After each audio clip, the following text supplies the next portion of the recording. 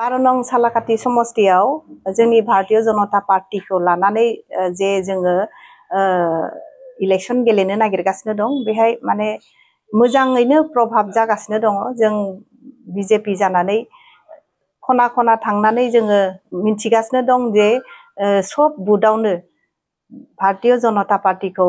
बयबो गनायदों आरो बेहाय एबारनिफ्राय माने बेहायदि जोंनि सरकारा फैगोन बे खातां आरो सालाकाथियाव माने ओरैहाय UPPL बो आरो BPF बो गावसिनि खामानिखौ गावसोर मावगासिनो दं किन्तु जोंना भारतीय जनता पार्टीयाव बिसिनि दल हिसाबै दस्रा दलफ्रा जोंनि जानानै फैगासिनो दं आरो बेहाय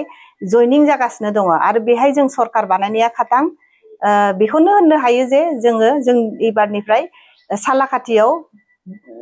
माबा फामे बिबारा बारसिगोन आरो जों BJP सरकार बानायसिगोन।